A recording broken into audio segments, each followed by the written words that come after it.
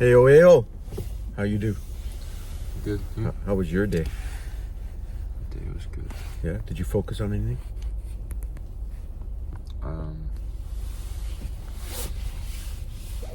Not really. No. I tried to focus more on each person, each adjustment. School does not stimulate me. No, that's hard.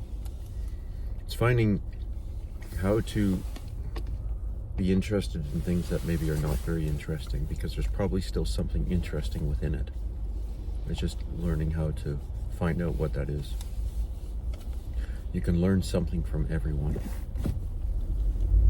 Okay, so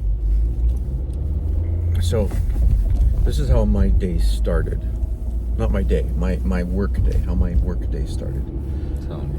My first patient that I saw, very interesting guy. He seems like he's got a really interesting history. Very knowledgeable. He's written a couple books, and he sent me a copy of a book. I haven't looked at it yet, other than just skimming over the table of contents, but that has nothing to do with the interesting part. He works almost like a healer, we'll say, but he really is very much into the emotions and how that affects the body physically, which I completely agree with. I don't know how he does with it. Isn't it? It is part of my philosophy. It's a huge part of my philosophy. But he gave me today a book. Now, just to borrow. He asked me to give it back to him next time I see him, which will probably be next week. But it doesn't matter. I ordered a copy of it today, so I should receive it tomorrow. And it was interesting because I've heard of this author a couple times before. It's Jacques Martel. He's from Quebec, Tabarnak. And so it goes through all the list of different problems, diseases, and then tells you emotionally specifically what that is. And now I look at things very generally speaking. I don't try to diagnose anything, but it's interesting because first thing I looked up was testicular cancer. Because in the book, and in the, because that's what my surgery was, right? And it was almost shocking because it talked about, it was a very small paragraph, but it basically got right to the point. And it said, well, this is something that usually happens if you've lost a child or lost somebody as significant as if you had lost a child. Like you've lost like a relationship of that significance. And it was like, holy crap. And it gave an explanation as to why as well. I can't remember the explanation as to why. I'd butcher it if I tried to say it right now. But it was like, well, crap, right? Like, no wonder. And so that was interesting. And so I just sort of skimmed through a few other things, like, things that I want to read later, like the whole back and spine, right? Because that's my area of people come in for spine problems. So it just talks about like certain issues, and then how it talks about this issue, this physical issue, and then how and it what is affect, or how what emotion that usually what emotion causes that and why. And is that for every sickness or symptom? Well, there's a book was like this big, right? So there's a lot of stuff in there. No, I would disagree. That'd be really interesting to read, actually. Yeah, well, I'm getting a copy tomorrow, or the next day, whatever day it arrives. So I would disagree that anytime you have this emotional problem, you will get that physical problem, but as one potential cause, right? So I tell everybody, when people tell me, like, I generally keep my answers a little bit vague. And I do that on purpose because I'm not a psychologist and I'm not a nutritionist. But I keep my answers. Can I just say? Absolutely, you say. I love it when it snows. It's gorgeous, eh? And the trees, when the trees catch like that. When the trees catch the snow, the branches, and it looks so full and so. Yeah. When you were a little kid, it was so much more beautiful. When we had colder weather here in Luxembourg, you go through the forest and you felt like you were like in a fairy tale. It was really cool. We just don't get it nearly as much anymore as we used to.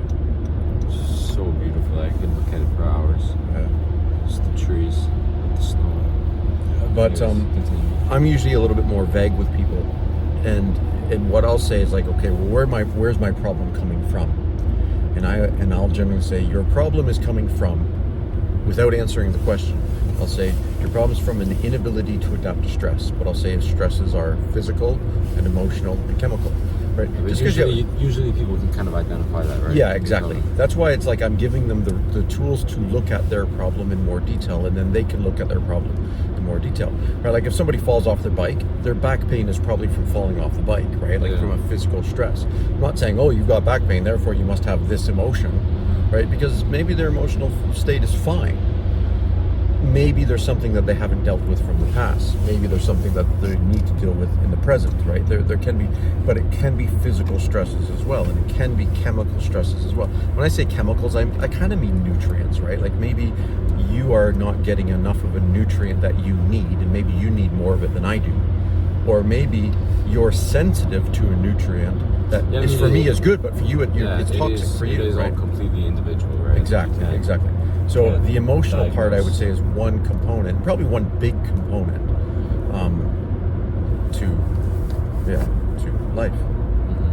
So it was really interesting, and that's why I then bought the copy of the book, is to look into that a little bit more detail. Again, not to change the way I work necessarily, but to understand a bit more about emotional stresses. And is that taught in the chiropractic school? Emotional stresses? It's taught as it is a factor in the physical health, but it does not go into details as far as different emotions. So where do you get your philosophy from? From your own studies, from your own experiences, from a combination of my own experiences, like my own personal experiences, both as for my individual health, but also as a practitioner, and talking with people so much over the years and seeing how they respond. And then more recently, in the last few years, I've been practicing more, and you sort of know this a little bit, maybe I haven't explained it well, is working more with the zone technique, which was developed by a chiropractor named Thurman Fleet, and now taught more by a guy named Pete Goldman. And that is basically dividing the brain up into 6 systems. So 6 systems of the brain that the body controls. 6 systems of the body that are controlled by the brain. So parts of the brain. And so that's the glandular system of the body. So all the glands that produce and secrete the hormones. The elimination system of the body, which is the system for getting rid of toxins, right? So your kidneys, liver, skin, lungs, intestines. The nervous system, so the health of the brain and spinal cord and all the peripheral nerves. The digestive system, I'm explaining for a reason, because we'll get to the emotions in a second. The digestive system, because that's the ability to break down food and extract nutrients, which now that means stomach and intestines and things. The muscular system, which of course is moving muscles, but remember the diaphragm is a muscle. Muscles are lining the digestive system to propagate food along it. The circulatory system, so that's basically the blood and the lymph circulation of the body. But then there's different types of emotions that tend to stress these systems. So I only talk about it with 6 systems, right? And so let's say somebody's struggling with the glandular health. Well, that might be maybe they're not expressing creativity enough. Right, but that would be a whole spectrum of things. So spectrum being like hot and cold are not opposites, actually, right? We think of the opposite of hot as being cold, but really it's a spectrum of heat, right? A lesser heat means it's cold. More heat means it's hot, right? It's more where are you on the spectrum. So creativity tends to be a common thing where, or freedom, not having the freedom to be able to express their creativity. The elimination system, that has a lot to do with, now there's multiple emotions with each one, and I'm just, for the sake of this here, I'm only saying a little bit. Elimination often has to do with change, right? If you have a problem with your elimination system. Now, change really includes on the spectrum a couple different things. It's something that you're not letting go of. What are you not letting go of that you need to let go of? Right now, you look at it the other way, it's you can't achieve something you want, you can't move towards something you want when you're not able to let go of something that you need to make space for, like that you need to let go of to make space for change. The nervous system, that tends to go along with a lot of things like anxiety and depression and ADD and things like that. The digestive system oftentimes is frustration, right? And these things, you can see how the mental stress has a lot to do with the physical health too, right? They go together. If you're having trouble digesting something, breaking your food down and extracting nutrients, it probably means you're frustrated. You know, what are you frustrated with? Right? Because you're having trouble mentally breaking something down. Right? The muscular system tends to be when you've got the weight of the world on your shoulders, you've got so much to do, you're so busy all the time. The circulatory system often can be with heartache. You know, but in anger has can have an impact on multiple systems. So it's really a little tell bit more a lot general about a person by just adjusting them. Yeah, you can. Do you Sometimes, analyze people sometimes, not all the time. with purpose or just for? Sometimes more with purpose. If somebody comes in and I see, okay, it's system number 3, you know, the nervous system. I'm not thinking, oh, this person must be anxious or they must be depressed, right? I'm not thinking that. Or I might be thinking they're really frustrated with something if they've got number 4, right, or the digestive system. You should do that. You should have somebody go on your table, and you do your feel your head to feel the different parts, whatever. Right. And then just tell them stuff about themselves. Well, I do that, Yeah. but sometimes I don't do it. It's not like, it's more, I do it more when somebody comes in with the same problem repeatedly, right? Because, you know, it might just be that, they fell off their bike when they're a kid and it caused this problem, right? That might be, it might be because of physical stress. So we make some correction, and as we make correction, I'm expecting that they're making progress, that they're going in the right direction, right? They're constantly ups and downs, but getting better, right? But it's when somebody comes in and they've got the same repeated problem, that's where I'm thinking, okay, well, we've already looked at your running technique is improving. You know, we've talked about your running technique. We've talked about, right, you're going to the gym and you're doing lots of work on your chest, but you're not pulling, right? You're creating a muscle imbalance. So that might be your problem. So we'll talk about that. So I'll oftentimes talk about the physical things first, because those are the easiest to talk about, and they make sense to people. Makes a lot more sense to people. But let's say we do that, and you know, they're doing most things right, and then they're not improving, but they keep coming in with the same issue all the time. Then it's like, okay, now we'll start going into that those emotional issues a little bit more.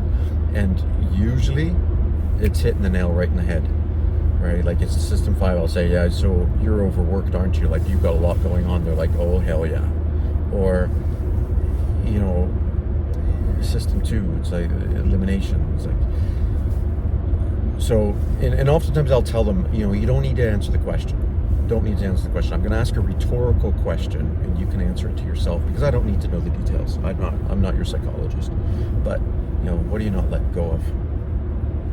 And oftentimes they'll immediately just look at me like, how do you know? Right? And that's why is these types of emotions affect different parts of the brain. Now, it's not really voodoo. Remember, think of it this way. If you're walking down the street, somebody jumps out at you from behind the corner, right? You have an immediate physical response to that emotional stress, because you're now either going to run, or you're going to fight, or you're going to hide.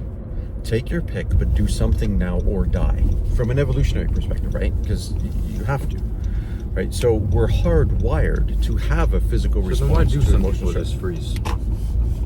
Well, because it's a hiding thing, right? If there's a stress, if you hide, then you're trying to... Okay, so freezing would be like standing still, not trying to be seen. Right, exactly.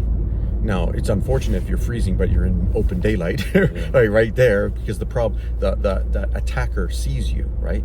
But still, they might not have... They freeze, right? But it's better to freeze if you're in a hiding spot, right? So that's more from, like, say, an evolutionary point of view. And what about screaming? Would that be to, like, kind of assert dominance, or like try and seem big or scary? Exactly. But it doesn't mean that people do it. It should be more of a roar, yeah, right? Like, that would be more effective. Yeah. Or you could also say, if if somebody screams, it's to alert other people that there's a problem so that they're calling for help. Right? Because what happens when somebody screams? You go, somebody's in the house and you hear them scream, you're going to run towards it to see what's going on so you can help them, right? Mm-hmm. Right? And that would be more like that type of a response. So my point is using that as an example to say that there's a physical response to an emotional stress. So that's normal. Everybody can wrap their head around that, because if you don't have it, then you're not going to survive. And so now we're just saying, okay, well, listen, different types of stresses will affect different parts of the brain differently, right? So this type of stress will affect that part of the brain. It's not always somebody jumping out at you in a dark alley, right? Like it can be different types of stresses, because we all know we have different types of stresses in life. And so we're just saying that that's affecting different parts of the brain, and different parts of the brain affect different systems of the body. And so they will become manifest if that stress is there for too long. Yeah. So really, I'm trying to balance those different parts of the brain. So an imbalance has to be there long enough before it causes a symptom. So it's not to say, okay, well, you're overly stressed because you got 4 exams coming up this week. Okay, well, that's life, and you work through it, and you deal with it. But that doesn't mean you're obviously suddenly going to have a physical problem because of that stress. But when you have 5 exams every week for months, that's going to have a big effect on you, right? Because the stress has been there for a long time. Similar to if you have a bad diet for a long time, you're going to get obese. If you have a bad diet for long enough, you're going to get a toothache, right? Like there's going to be a physical effect if you're not treating the body well. So it's kind of like that. So this book was just getting into a little bit more specifics and details, and that's where it's like, okay, I read that, and that was like spot on. Yeah. And so I'll bring it home. Look at that as well. Yeah, I was going to leave it at the office so I can look at it there, and then also other practitioners. But I'll bring it home so you can bring it. The one that you ordered here. Yeah. Oh, I was just going to leave it at the office, but I'll bring it. I'll bring it home. But anyways, we're home now. Hope you all have a good day. Thank you Ciao. for the lecture. You're welcome. No, Peace. I'm welcome.